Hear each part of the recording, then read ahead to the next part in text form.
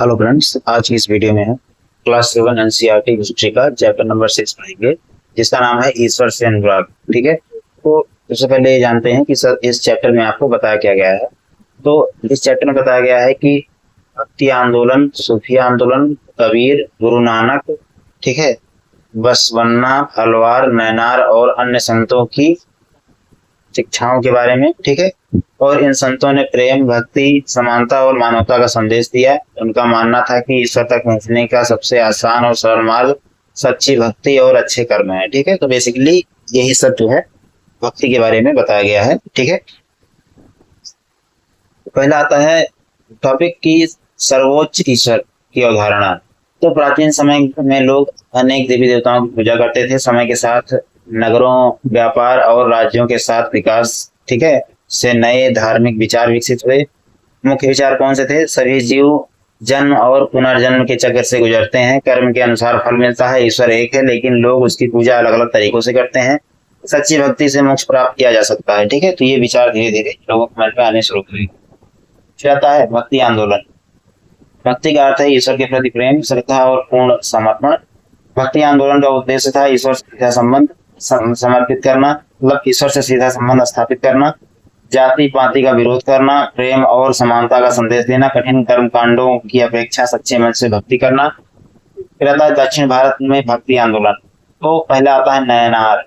तो शिव के भक्त जो होते थे उस समय उनको नैनार कहा जाता था। लगभग 63 प्रमुख नैनार संत हुए। उन्होंने तमिल भाषा में भक्ति गीत लिखे, मूर्ति पूजा और शिव भक्ति का प्रचार किया। फिर आता है अलवार। अलवार कौन थे? विष्णु भगवान के भक्त थे। लगभग 12 प्रमुख अलवार संत हुए। उन्होंने विष्णु के प्रति प्रेम और भक्ति का संदेश दिया। उनकी रचनाएं तमिल भाषा में थी। इन संतों ने धर्म को आम लोगों तक पहुंचाया। ठीक है, फिर आते हैं मंदिरों का महत्व। तो मध्यकाल में मंदिर केवल पूजा के स्थान नहीं थे, वे शिक्षा के केंद्र थे, कला के केंद्र और संगीत के केंद्र, सामाजिक जीवन के केंद्र थे। ठीक है, फिर आता है राजा मंदिरों को दान देते थे, उनके निर्माण में सहायता करते थे। ठीक है, फिर आता है दर्शन और भक्ति। आदि शंकराचार्य 8वीं शताब्दी के महान दार्शनिक, अद्वैत वेदांत के प्रवर्तक। उनका मानना था कि आत्मा और ब्रह्म एक ही हैं, ज्ञान को मोक्ष का मार्ग माना। ठीक है, उन्होंने। फिर आता है रामानुजाचार्य, 11वीं से 12वीं शताब्दी के संत। उन्होंने विशिष्टाद्वैत का सिद्धांत दिया, भक्ति को मोक्ष का सर्वोत्तम मार्ग बताया, सभी लोगों को भक्ति का अधिकार दिया। ठीक है, फिर आते हैं बसवन्ना और वीर शैव आंदोलन। बसवन्ना कर्नाटक के महान संत से। उन्होंने जाति व्यवस्था का विरोध किया, कर्मकांडों का विरोध किया, सभी मनुष्यों की समानता पर बल दिया, शिव भक्ति का प्रचार किया। उनकी अनुयायी वीर शैव लिंगायत कहलाए। ठीक है, कहते हैं नाथपंथी और सिद्ध और योगी। इन संतों का मानना था कि ईश्वर तक पहुंचने के लिए आत्म संयम आवश्यक है, ध्यान और योग महत्वपूर्ण है, बाहरी आडंबरों से अधिक आत्मज्ञान जरूरी है। ठीक है, फिर आते हैं सूफी आंदोलन। सूफी संत इस्लाम की रहस्यवादी परंपरा से जुड़े थे। उनकी शिक्षाएं ईश्वर एक है, सभी मनुष्य समान है, प्रेम, सेवा और समानता सबसे बड़ा धर्म है, सादा जीवन अपनाना चाहिए। सूफी लोग खानकाह में रहते थे।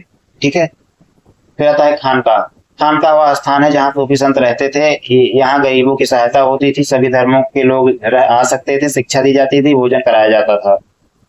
फिर आते हैं चिश्ती सिलसिला।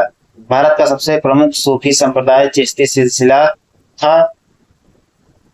प्रमुख सूफी संत थे ख्वाजा मोइनुद्दीन चिश्ती, बाबा फरीद, निजामुद्दीन औलिया। ठीक है, उन्होंने प्रेम, सेवा और भाईचारे का संदेश दिया। कहते हैं कबीर। कबीर भारत के महान संत और कवि थे। उनकी शिक्षाएं ईश्वर एक है, जाति पाति का विरोध, हिंदू और मुसलमान दोनों के आडंबरों की आलोचना, सच्ची भक्ति सबसे महत्वपूर्ण है। उनकी रचनाएं दोहों के रूप में प्रसिद्ध हैं। ठीक है, फिर आते हैं गुरु नानक। गुरु नानक सिख धर्म के संस्थापक थे। उन्होंने कहा ईश्वर एक है, सभी मनुष्य समान है, मेहनत करो, ईमानदारी से जीवन बिताओ, दूसरों की सहायता करो। उन्होंने संगत और लंगर की परंपरा शुरू की।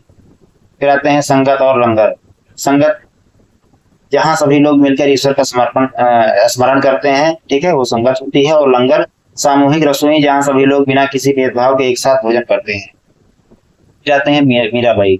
मीराबाई भगवान कृष्ण की महान भक्त थी। उन्होंने अनेक भक्ति पद लिखे, कृष्ण को अपना आराध्य माना, समाज की कई परंपराओं का विरोध किया। उनकी रचनाएं आज भी गाई जाती।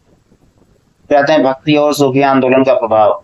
इन आंदोलनों से समाज में कई परिवर्तन हुए। जाति भेद कम करने का प्रयास, ठीक है, समानता का संदेश, क्षेत्रीय भाषाओं का विकास, भजन कीर्तन और कव्वाली का प्रचार, धार्मिक सहिष्णुता को बढ़ावा गिरता है। इस चक्र के महत्वपूर्ण शब्द, ठीक है, जिनको आपको विशेष रूप से समझना है। जैसे कि भक्ति क्या होता है, ईश्वर के प्रति प्रेम और समर्पण। सूफी क्या होते हैं, इस्लाम के रहस्यवादी संत। और नैनार क्या होते हैं, भगवान शिव के भक्त, ठीक है। अलवार क्या होते हैं, भगवान विष्णु के संत, ठीक है। मतलब नैनार वो होते हैं जो भगवान शिव के भक्त होते हैं, संत होते हैं, ठीक है। अलवार वो होते हैं जो भगवान विष्णु के भक्त होते हैं और संत होते हैं। खानकाह क्या होती है, सूफी संतों का निवास स्थान और शिक्षा केंद्र। संगत सामूहिक रूप मतलब सामूहिक प्रार्थना सभा। लंगर सामूहिक भोजन की व्यवस्था। अद्वैत आत्मा और ब्रह्म की एकता का सिद्धांत। विशिष्टाद्वैत रामानुजाचार्य का दर्शन, जिसमें भक्ति को मोक्ष का मार्ग माना गया है, ठीक है। तो आशा करता हूँ आपको अच्छा लगा होगा, ठीक है। आप वीडियो को लाइक जरूर करें, चैनल को सब्सक्राइब करें, ताकि मैं धीरे धीरे जो है सारी एनसीईआरटी, लक्ष्मीकांत, स्पेक्ट्रम, जितना भी मतलब ये गवर्नमेंट एग्जाम के पॉइंट ऑफ व्यू से होता है, वो आपको सरल से सरल भाषा में और पूरा जो है मतलब कोर्स और छोटे छोटे वीडियो में आपको मैं दे सकूं, ठीक है। धन्यवाद।